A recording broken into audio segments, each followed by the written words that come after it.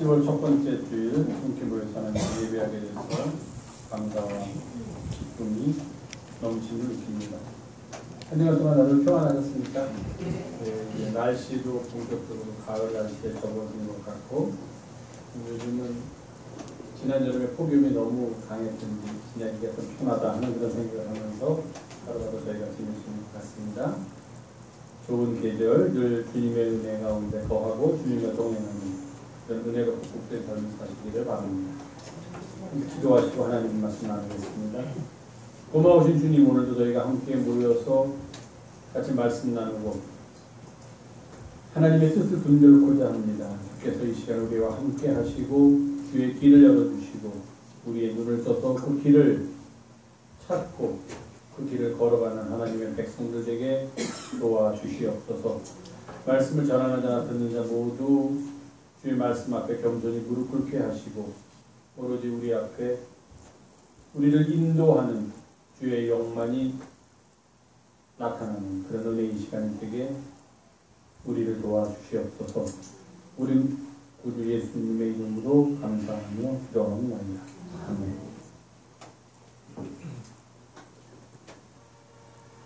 우리가 보통 이렇게 행하는 성만찬에 대한 이야기는 그 근거가 성서, 특별히 복음서에 있습니다. 성만찬 이야기는 예수님께서 행하신 성만찬 이야기는 4개의 복음서, 마태, 마가, 누가, 요한 4개의 복음서에 다 기록되어 있습니다. 그런데 오늘 우리가 함께 봉독한 요한복음 6장이 바로 이 요한복음에서 우리들에게 성만찬에 대한 이야기를 전해주는 장인데요.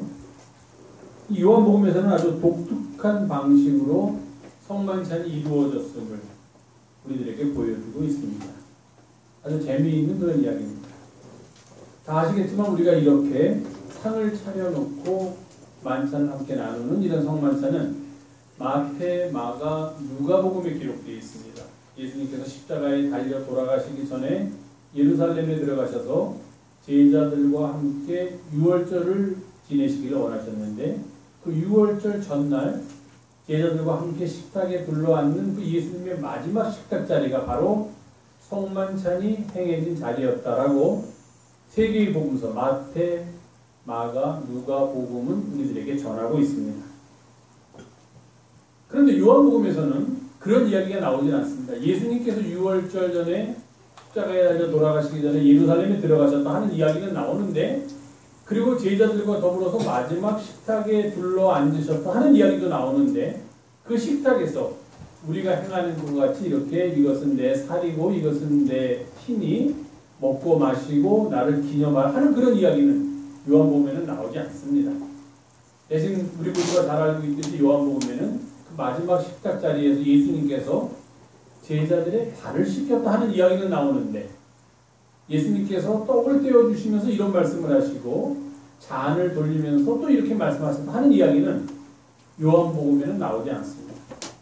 그 이야기가 그와 같이 우리가 마치 이것은 성만찬으로 볼 수 있다 하는 이야기가 마지막 식탁 자리에서 나오는 것이 아니라 바로 오늘 요한복음 6장 갈릴리 호수 옆에 있는 베세다라는 들녘에서 많은 사람들을 모아놓고 말씀을 전하시다가 그들이 굶주렸다는 사실을 아시고 그들에게 떡을 나눠주신 후에 마치 그 떡을 나눠주신 사건을 설명하기 위해서 필요한 그런 이야기들이 삽입된 것처럼 성만찬에 대한 이야기가 요한복음에는 요한복음 6장에 나옵니다.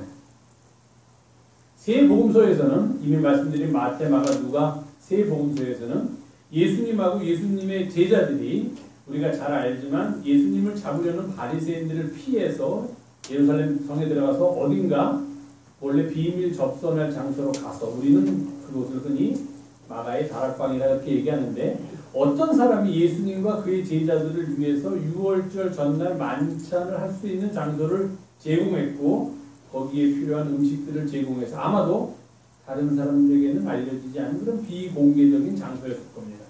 그곳에 들어가서 예수님과 제자들이 식사를 하는 중에 예수님께서 이 성만찬과 관계된 말씀을 하셨기 때문에 그 자리에는 모두 우리가 알듯이 13살 예수님과 그의 12제자들만 있었습니다. 그 유명한 레오나르도 다빈치가 그린 최후의 만찬이라는 그림에 나오듯이 그 자리는 다른 사람들은 있지 않았고 예수님과 12명의 제자들만 있었습니다.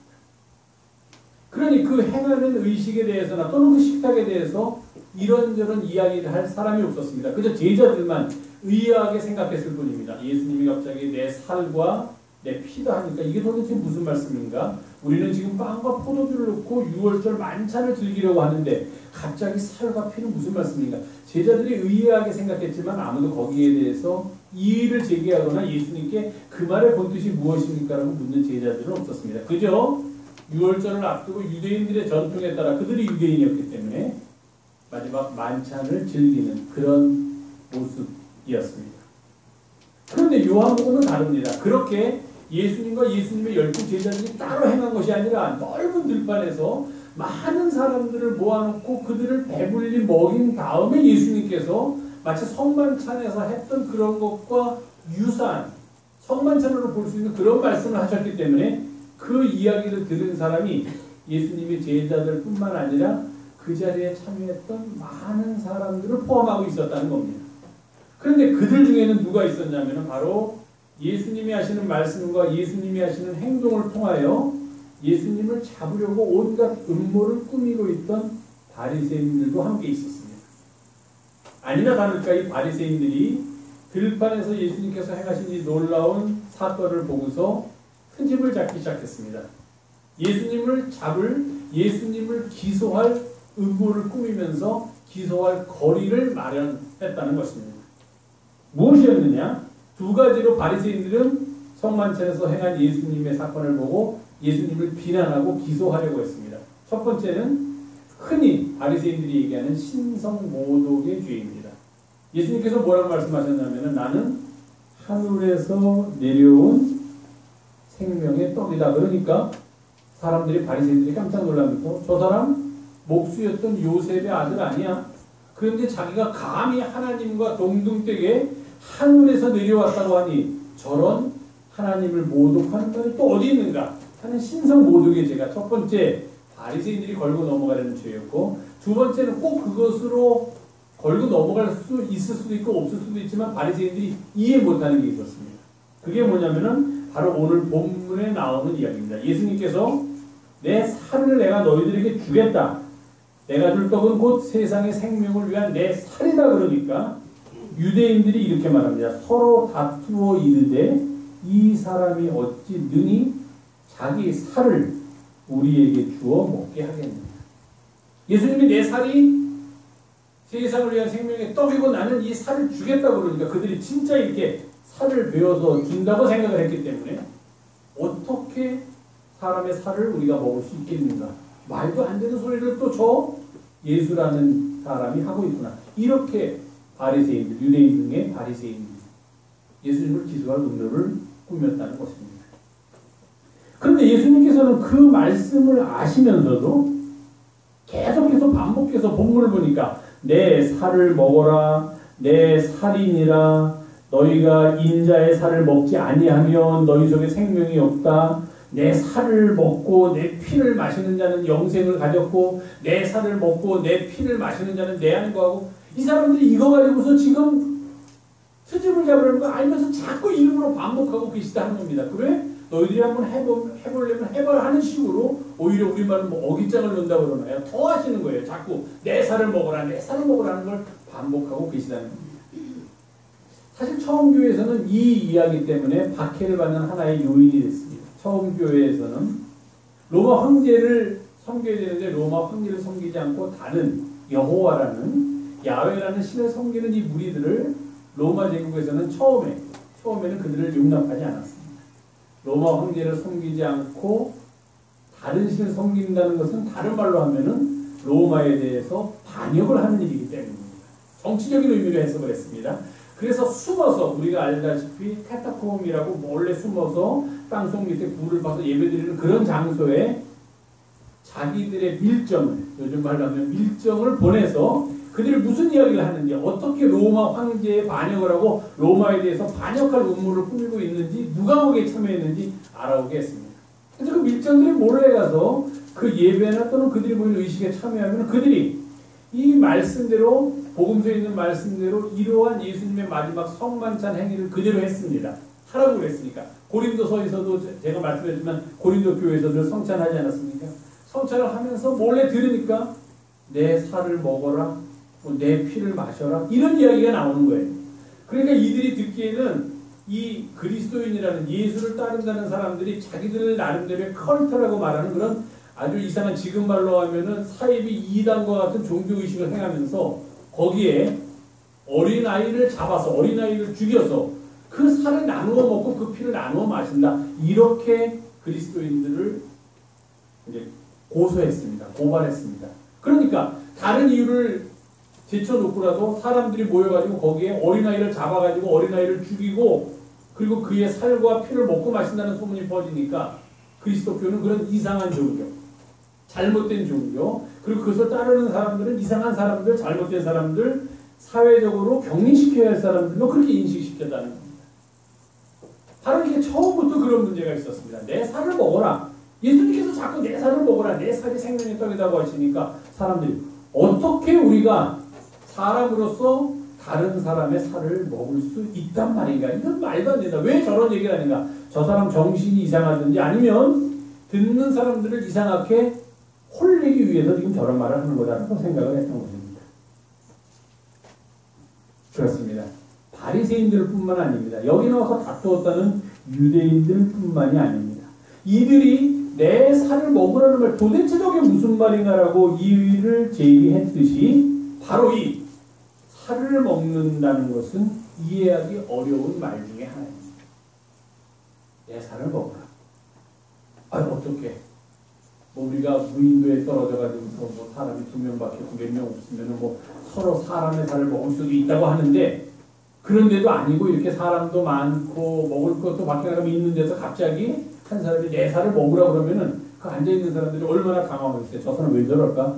저 사람의 살을 우리가 왜 먹어야 될까? 우리를 그러면 요즘 말하는 식인종으로 만들어 사람의 살을 먹는 이상한 사람으로 우리를 만들려는 건가? 참 이해하기 어려운 말 중에 하나가 내 살을 마시고 내 살을 먹고 내 피를 마시라. 그것도 또 더 섬찟하죠. 내 피를 마시라. 이건 또 뭡니까? 사슴의 피를 마신다는 얘기는 들어봤어도 사람의 피를 마신다는 건 이건 뭐죠? 흡혈귀? 뱀파이어 아니면 할 수 없는 일인데 이건 본인이 자진해서 내 살을 먹고 내 피를 마시라고 하니까 참 이해하기 어려운 말이라는 겁니다. 성찬이라는 것이. 그런데 이 말을 이해하는 것이 바로 성만찬을 이해하는 열쇠가 됨을 우리가 알 수 있습니다. 자, 예수님께서 말씀하셨습니다. 내가 생명의 떡이니 내 살을 먹는 사람은 이 생명의 떡을 먹는 것과 마찬가지다.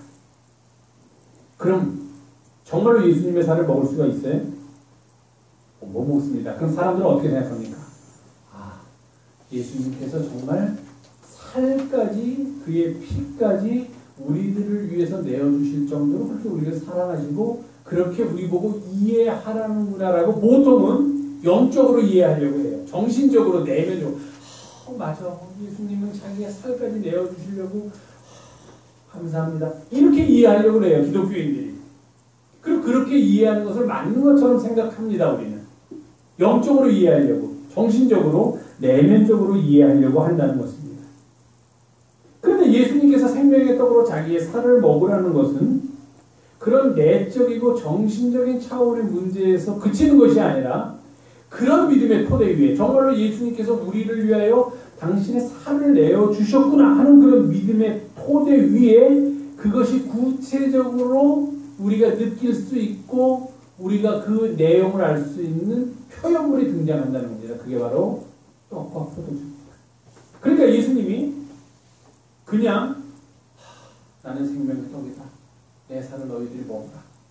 그럼 너희들은 생명의 떡을 먹은 것이니 영생을 얻게 된다. 또 우리들은 우리들대로 예수님이 자신의 살까지 내어주시고 그 생명의 떡을 먹으려지만 진짜는 먹을 수 없지만 먹은 거랑 마찬가지야.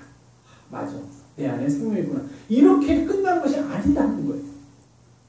신학적으로의 성만찬은 아주 골치 아픈 해석하기 어려운 그런 문제들을 갖고 있습니다.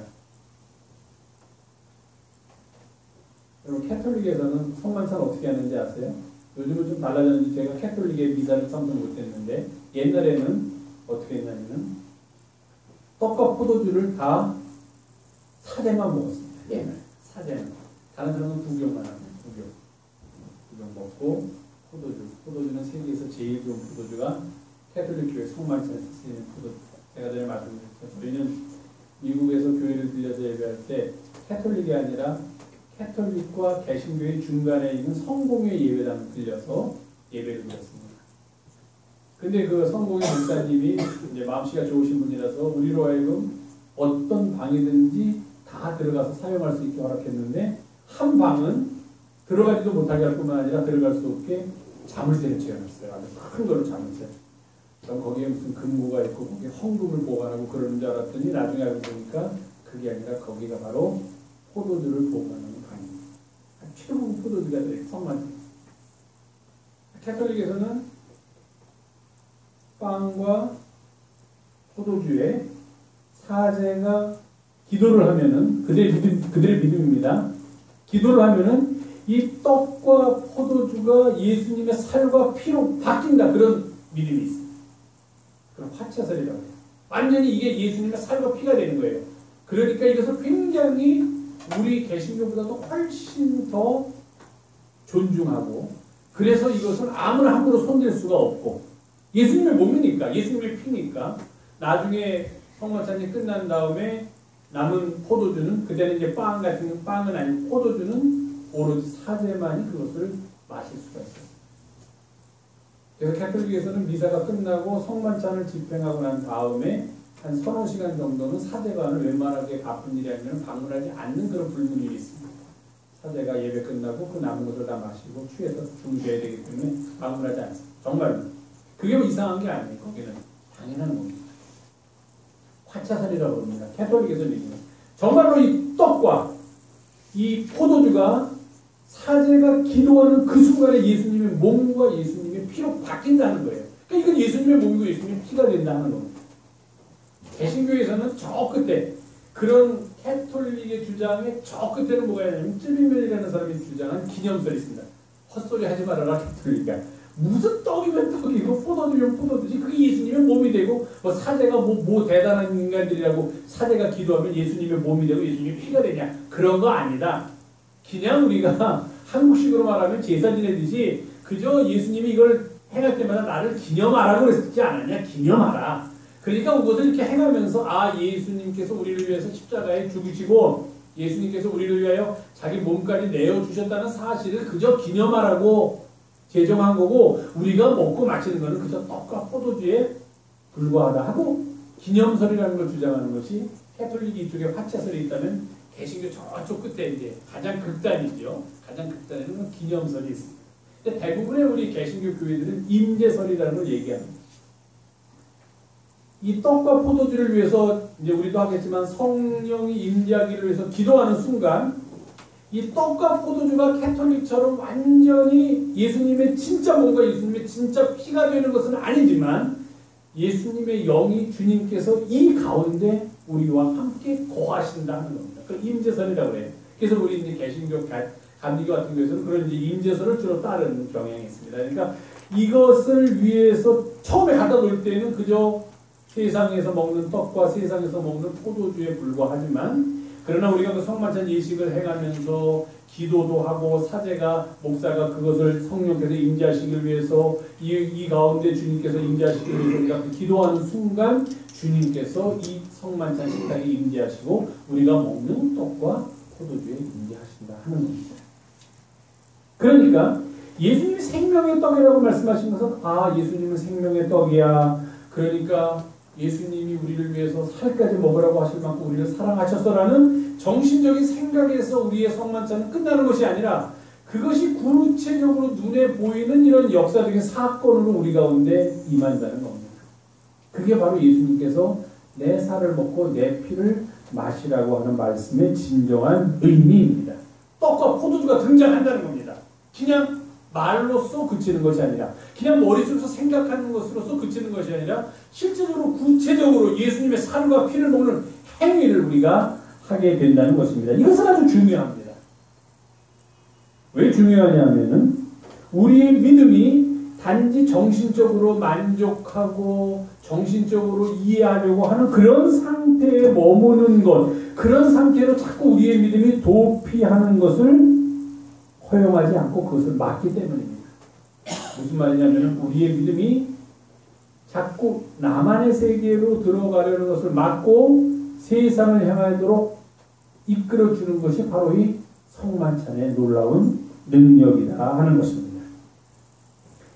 왜냐? 우리의 믿음은 바로 성만찬과 마찬가지로 구체적으로 지금 여기에서 일어나야만 하는 것이기 때문입니다. 복음의 핵심은 공허한 말의 유희에 있지 않습니다. 그것은 살아있는 복음의 역사 속에서 나타납니다. 그러니까 성만찬에 참여한다는 것도 예수님께서 단지 생명에 나는 떡이고 내 살을 먹으라고 할 때 그것을 머릿속으로만 주님의 살을 먹은 것과 진도 없습니다. 마찬가지입니다. 내 안에 주님의 생명이 있습니다. 라고 그렇게 머릿속에서만 그리는 것이 아니라 구체적으로 빵을 떼고 빵을 먹고 잔을 돌리고 잔을 마시는 행위 속에서 주님께서 주신 말에, 주님께서 하신 말에 진정한 의미를 우리의 몸으로 깨닫게 된다는 것입니다. 우리의 삶 속에서 우리가 느끼게 된다는 거예요. 그게 바로 성만찬의 위대함입니다. 그래서 우리는 예배가 완성되기 위해서는 말씀의 예정과 성례의 예정이 함께 있어야 된다고 얘기합니다. 말씀의 예정만 강조하다 보면 그냥 머릿속에서만 사람들이 이해하고 고개만 끄덕이면서 그것이 체화되지 않는다는 거예요. 내 손에 들어오지 않고 뭘 내가 하진 않았기 때문에 뭘 내가 몸으로 느끼지 않았기 때문에 그것으로 그치지만 성만찬이 있을 때는 그런 말씀의 예정과 더불어서 실제로 말씀에서 우리에게 들려진 내용들이 우리의 삶 속으로, 내 행위 속으로, 내 손으로, 내 입으로, 내가 먹는 그 행위 속으로 들어오게 된다는 것입니다. 주님의 살과 주님의 피를 먹고 마신다는 것은 그저 머릿속에서만 살을 먹고 피를 마시는 것과 마찬가지다가 아니라 구체적인 사건으로 지금 우리가 살아있는 이 현장에 여기에서 일어나야만 한다는 것. 그것이 바로 내 살을 먹고 내 피를 마시라는 주님의 말씀의 의미입니다. 그리고 그 구체적인 모습이 바로 우리가 주님의 식탁에 참여해서 떡과 포도주를 나누는 것입니다. 우리가 이 주님의 식탁에 참여할 때 놀라운 일이 일어납니다. 그 놀라운 일은 무엇이냐? 주님이 우리의 생명의 떡이 되신다는 말씀을 구체적으로 체험할 수 있고 그 힘을 우리 안에 집어넣고 그 집어넣은 힘이 우리 안에서 능력으로 나오는 것을 우리가 느끼게 된다는 것입니다. 그게 바로 주님의 식탁에 참여하는 놀라운 능력이고 권능입니다. 떡과 포도주를 먹고 마시므로 우리는 세상 사람들은 이해하지 못하는 그런 신비 속에 들어가게 된다는 것입니다. 단지 떡, 단지 빵 한 조각에 불과하고 조그만 자네들은 포도주 한 잔에 불과한 것이 어떻게 의미가 있겠느냐고 세상 사람들은 생각하지만 그렇지 않다는 겁니다. 우리는 그러한 의식에 참여함으로써 거기서 내 살을 먹고 내 피를 마심으로 너희는 영생을 가졌다라는 주님의 말씀을 몸으로 체험하게 된다는 것입니다. 복음을 몸으로 체험한다는 것은 아주 중요한 일이기 때문입니다. 그 식탁에 참여함으로 우리는 다시 살아나는 구원의 새 역사를 경험하게 됩니다. 그 식탁에 참여해서 주님의 살과 피를 먹고 마심으로 우리들의 삶이 변화되고 우리들의 삶이 새롭게 되는 그 놀라운 일을 우리는 경험하게 됩니다. 그래서 오늘 우리에게 주신 말씀대로 이렇게 내 살을 먹고 내 피를 마신 사람은 내가 그 안에 거하고 그가 내 안에 거하게 되고 그리고 그들은 나로 말미암아 살리라 하는 주님의 은총의 말씀을 듣게 됩니다. 성찬 예식에 참여한 사람들은 바로 주님으로 말미암아 살게 된다는 것입니다. 무슨 말입니까? 주님이 우리들의 삶의 근거가 되고 우리들의 삶의 뿌리가 되고 우리들의 삶의 원인이 된다는 겁니다. 우리들의 삶은 그 주님으로부터 다 나온다는 그런 이야기입니다. 주님께서 우리 안에 거하시기 때문입니다. 우리 안에 거하시는 주님을 통하여 주님으로 말미암아 우리는 살아가게 됩니다. 먹는 거 참 중요하죠. 먹는 거 잘 드세요. 먹는 거 잘 못 먹으면 몸이 병. 많이 먹어도 병이 오지만 잘못 먹어도 병이. 그런데 먹는 거는 참 신기한 게 먹은 대로 우리 몸에서 그 먹은 것이 어떤 형태로든지 나오게 됩니다. 약으로 나오기도 하고 독으로 나오기도 하고, 예를 들면 비타민 C를 먹으면 티가 납니다. 어떻게 티가 나는지는 뭐 자세히는 말씀 못 드리겠지만 밖으로 나오는 거에 색깔이 달라집니다. 왜? 내가 비타민 C를 먹었기 때문에 그렇습니다. 어느 날 갑자기 왜 색깔이 다르지? 또 생각해보면 내가 비타민 C를 먹었구나 하는 것을 알게 됩니다. 붉은색 음식을 먹으면 밖으로 나오는 게 붉은색을 띠게 나오고, 노란색 음식을 먹으면 밖으로 나오는 게 노란색을 띠고 나오게 됩니다.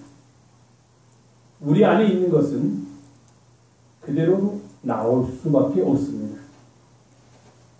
다른 말로 하면 만약에 우리가 주님의 살을 먹고 주님의 피를 마셨다면, 우리 안에 주님의 살과 주님의 피가 머물렀다면, 만약에 우리의 삶 속에서 나오는 것들도 그것에 합당한 주님의 모습이, 주님의 삶이 나와야 한다는 것입니다. 그것도 또한 우리가 먹고 마실 때 실제로 먹고 마신 것과 마찬가지로 그저 공허한 말로서만 나오는 것이 아니라 구체적인 모습으로 세상을 향하여 나와야 된다는 것입니다. 이것이 바로 주님의 살과 피를 먹고 마시는 이유이고 성만찬에 참여하는 그런 이유입니다. 저는 주님께서 그냥 내가 곧 길이요 진리요 생명이다, 내가 세상의 빛이다, 이렇게 말씀하셨던 것처럼 나는 그냥 생명의 떡이다라고 말씀만 하시지 않고 구체적으로 우리들한테 이런 떡과 포도주를 나눠주신 게 얼마나 다행인지 모른다는 생각을 늘 합니다. 그런 구체적인 행위가 우리의 믿음 속에서는 있어야 하기 때문입니다. 예수님은 내가 세상의 빛이라고 말씀하셨을 때는 그 빛만 말씀하지 않고 반드시 눈먼 자의 눈을 뜨게 해주셨습니다. 그러하여 빛을 느끼게 하고, 그리고서 뭐라고 말씀하셨나? 나는 세상의 빛이다라고 말씀하셨습니다.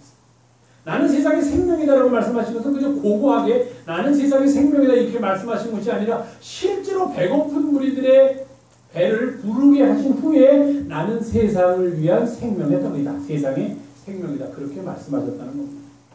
우리는 지금 여러 가지 이유를 내서 요만한 떡 한 덩어리 나누지만 실제로 예수님의 마지막 식탁 자리에서는 그렇게 하지 않으셨습니다.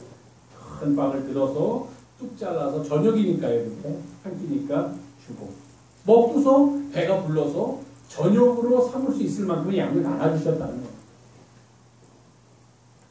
생명의 떡의 의미는 그러한 떡과 포도주를 나누는 식탁에 참여할 때 비로소 그 신비를 깨닫게 된다는 것입니다. 그 식탁에 참여하지 않고 주님이 생명의 떡이라고 이해하는 것은 그저 머릿속에서 정신적으로 이해하는 것에 불구하고 그것은 반만 이해하는 것에 지나지 않는다는 것입니다. 온전히 그 말 뜻을 이해하는 가장 좋은 방법은 바로 주님의 식탁에 참여하는 것이고, 실제로 그의 살과 피를 먹고 마시는 것, 즉 떡과 포도주를 먹고 마시는 행위, 그 행위가 수반되어야 한다는 것입니다. 우리는 오늘 세계의 모든 교회들과 함께 주님의 식탁에 참여하여 주님께서 제정하신 구원의 역사에 동참합니다. 이제 우리가 주님의 살과 피를 실제로 먹고 마심으로써 세상은 이 식탁에 참여하지 않은 이들은 결코 이해하지 못하는 구원의 신비를 체험하게 됩니다. 이 식탁의 참여를 통하여 우리는 우리에게 나타나는 구원의 역사가 그저 정신적이고 내면적인 영역에 머무는 것이 아니라 우리가 이제 먹고 마실 그 포도주와 떡과 포도주를 통하여 생생하게 그 구원의 역사가 이 땅에서 살아있음을 경험하게 됩니다. 그러면서 우리는 주님 안에 우리가 거하고 우리 안에 주님께서 거하시는 그 수단인 이 성만찬이야말로, 그리고 이 성만찬에 참여야말로 우리의 삶을 본질적으로 그리고 우리의 삶을 혁명적으로 바꿔주는 그런 힘이 된다 하는 것을 깨닫게 됩니다. 그리고 우리가 세상에 나가서 어떻게 살아야 할지를 성만찬에 대한 이해는 우리들에게 잘 보여줍니다. 이 식탁의 참여를 통하여 이제 주님께서 우리 안에 거하시게 됩니다. 그러면 우리는 세상에 나아가서 우리 안에 거하시는 주님을 그들에게 보여주어야만 합니다. 우리 안에 거하시는 생명의 떡을 그들에게 보여주어야만 합니다. 그런데 그들에게 보여주는 방식은 그저 공허한 말로써 예수께서 생명의 떡이라고 그렇게 보여주는 것이 아니라 예수께서 실제로 그 살과 피를 느끼게 하도록 우리에게 떡과 포도주를 주셨던 것처럼 우리 또한 그렇게 구체적인 삶의 나눔을 통하여 세상에 주님을 보여주게 됩니다. 이웃을 돌보는 삶 속에서, 이웃을 배려하는 삶 속에서, 약한 자와 함께 하려는 삶 속에서 우리는 주님이 생명의 떡임을 세상을 향하여 선포하게 됩니다. 그래서 이 성찬 식탁의 참여야말로 우리의 믿음을 살아서 역사하게 하는 바로 첫 걸음입니다. 오늘 주님의 식탁에 참여하는 모든 분들에게 이런 은혜가 함께하기를 간절히 주님의 이름으로 부탁을 드립니다. 기도하겠습니다. 고마우신 주님, 주님의 몸인 세계의 모든 교회들이 함께 주의 성찬을 기리는 날, 이 성찬이 주님의 살과 피를 먹고 마심으로 세상을 향하여 주님을 전하는 은혜의 통로가 되도록, 구원의 역사의 길다리가 되도록 우리를 이끌어 주시옵소서. 우리 구 예수님의 이름으로 기도하옵나이다. 아멘.